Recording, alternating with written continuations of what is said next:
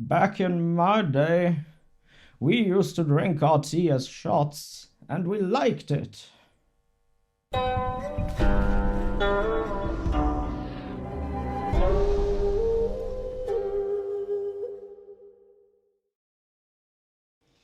This is nannuoshan, I am Sigi, and I welcome you to a little experiment today.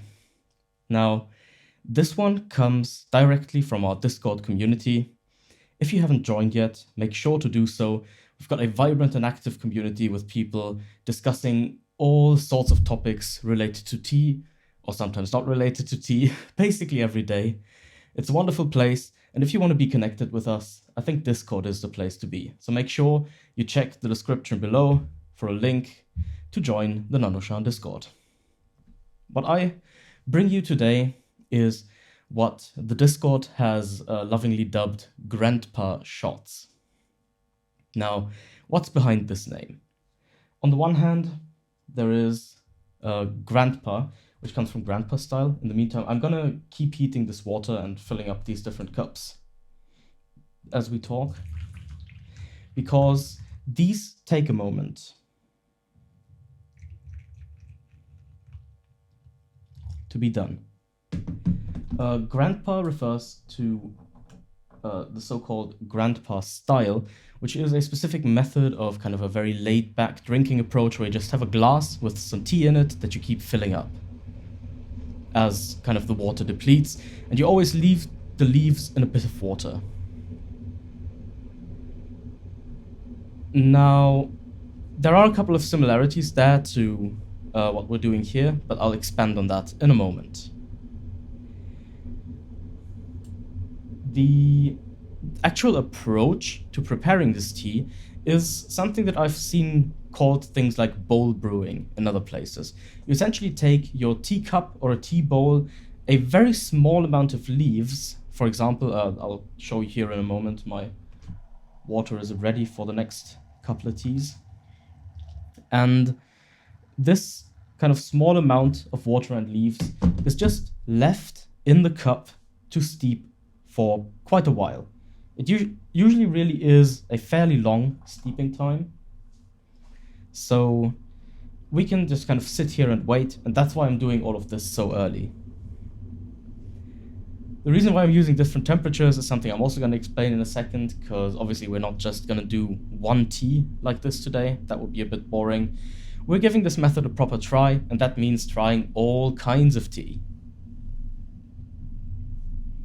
My water's almost boiling, which means the last couple of teas will also be good to go in just a moment.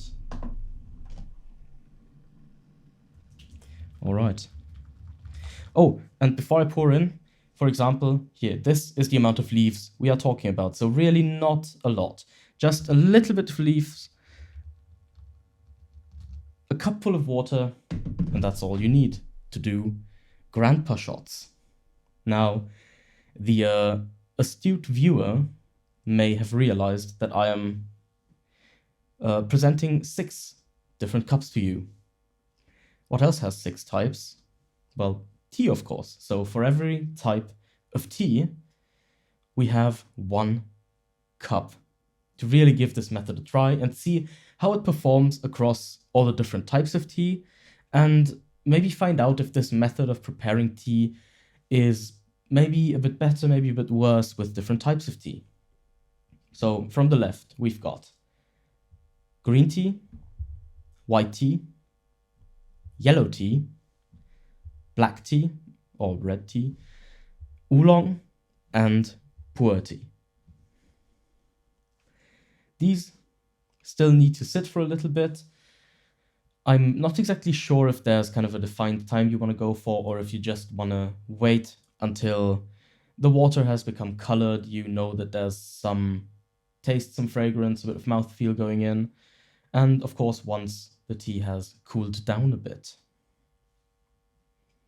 We have to see about all of that. This is also my first time trying this method, so we're going to find out together. Now, what else can we say here? What am I expecting from this? I think what I'm expecting is that all of these teas are going to be quite light.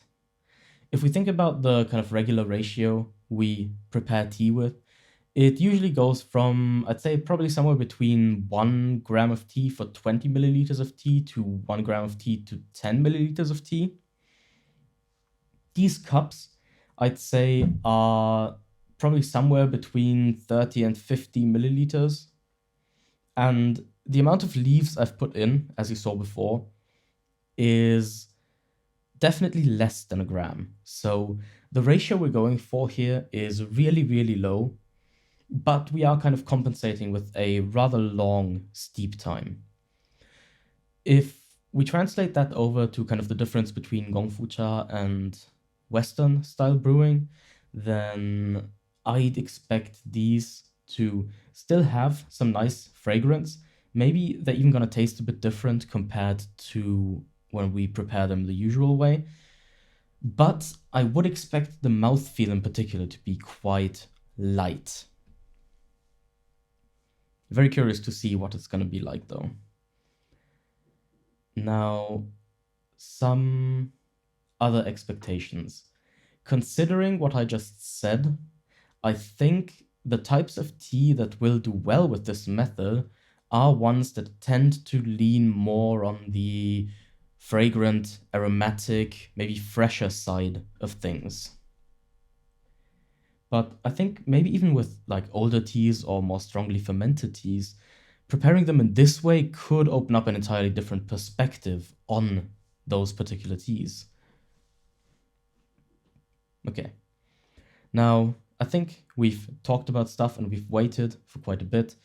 Some of these teas have already gotten a bit of color, others not as much yet. I will try to show you a little bit. For example, here's the green tea.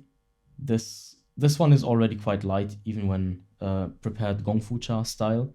So I'm not expecting a ton of color here. Then here we have the yellow tea. These two were our first ones. So it makes sense that those would look closer to being ready. Kind of the same story with the yellow tea here. It does look quite light, but this tea is also a little bit lighter overall. I do think it could have just a little bit more color maybe. After that, we've got the white tea here, which at least to my eyes honestly already looks almost good to go.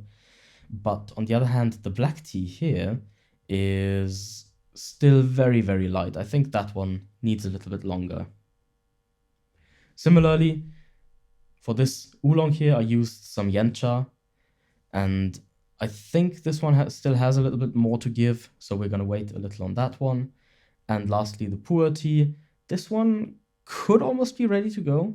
I think I might try it soon, but for now, especially because it's already cooled down a fair amount, let's start with the green tea. So, grandpa shot going in. Cheers. Also, to be clear, you are not obligated to drink this like a shot. You can take your time, sip carefully, mindfully.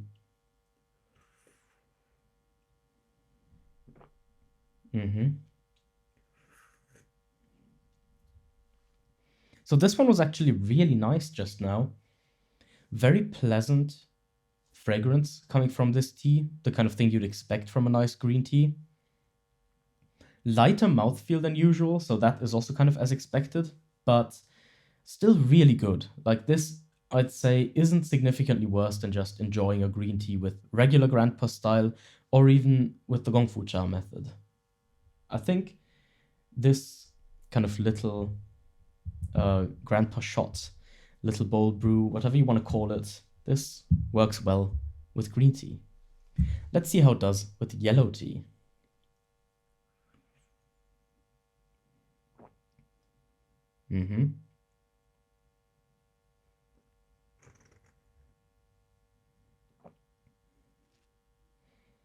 Very, very mellow.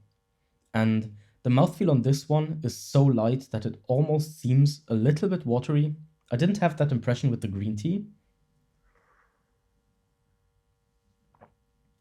The aromas are quite pleasant, of course, although they are, I'd say, a bit uncharacteristically towards the greener end of the spectrum for this yellow tea. It doesn't taste as green when I prepare it in my usual way. It's still pleasant, but a very interesting and different experience for this one. Now, let's take a look at this white tea.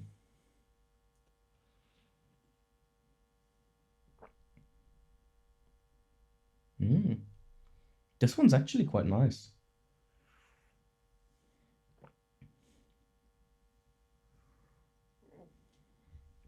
So, those of you who might be a bit more familiar with me know that I'm not the biggest white tea drinker in the world. Oftentimes, white tea tends to be a bit too kind of in your face floral for my liking. I tend to prefer slightly more subtle teas.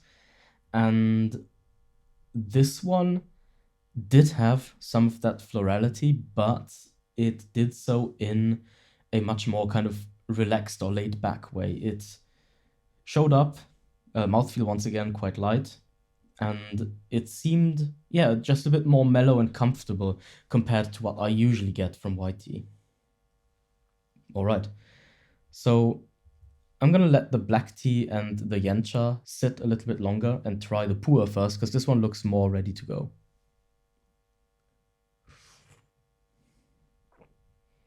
This one is some young Iwu pu'er from last year.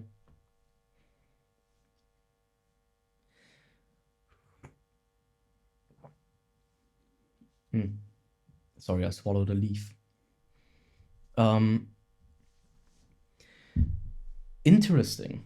I kind of expected out of all of these teas for the pu'er to have maybe still a slightly thicker mouthfeel. But in reality, it is as light as the other teas I've tried so far. Now, that's not a bad thing. For this kind of young pu'er tea, it can be nice to enjoy it in such a light manner.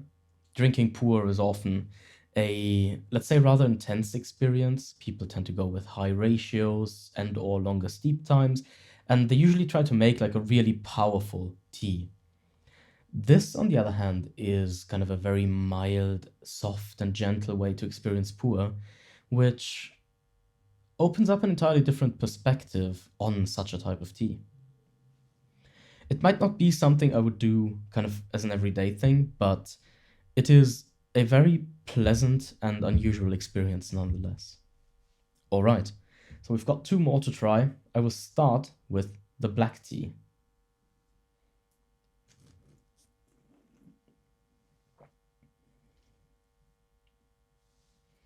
Very light once again. I do get some of that black tea typical flavor in there, but it's much more subdued compared to when preparing this tea in almost any other style.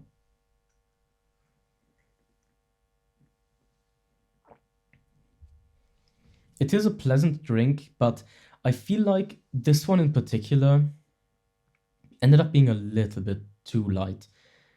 It almost felt like the leaves didn't really want to release a lot of their flavor for whatever reason, which is a bit unfortunate. Like, it still tasted good, but it was just a little bit too light for my liking, especially for this type of tea.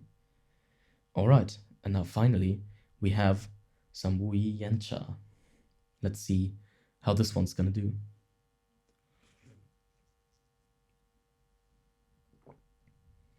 This one still very much tastes like Yancha. I think this kind of combination of roasty flavors and everything around it is unmistakable, even in such a light steep.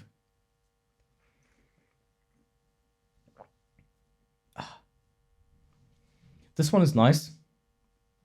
It gives you a hint of that Yancha aroma that also then kind of lingers in your mouth for a good while. I'd say the aftertaste on this one is longer compared to every other one, but it is still very, very light. I think overall, this is a really kind of interesting and fun thing to do, especially something you could kind of try for some fun times with your friends.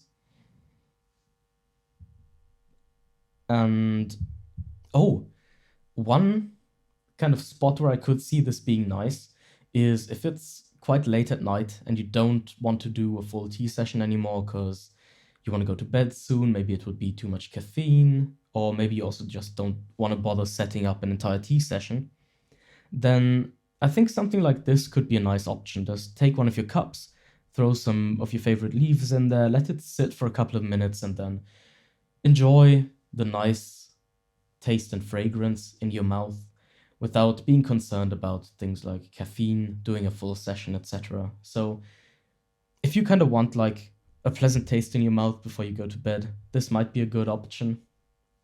If you want to have something sit there on the side that you can pick up after a couple of minutes and just have a pleasant flavor, a pleasant fragrance, then I think these grandpa shots are a cool thing to do. I don't think it's something that would kind of replace everyday tea brewing. It doesn't really provide the kind of sort of full enough experience for that, at least for my personal liking. But I'm sure it will be like a fun thing to do in between. Maybe even if you're together with friends, you're having a little tea session or something, then you can prepare this thing kind of on the side. And while you're between two different teas, you can come to this and have a sip and enjoy maybe the tea you drank just now in a slightly different way. So, if you enjoyed this video, you know what to do. Subscribe to the nannuoshan channel, leave a like, and most importantly, as this whole experiment was brought to you by the nannuoshan Discord, if you want to hang out with us, if you want to chat about tea, if you want to join in on our tea classes or other events we're doing on there, make sure to join the nannuoshan Discord. We very much welcome you there.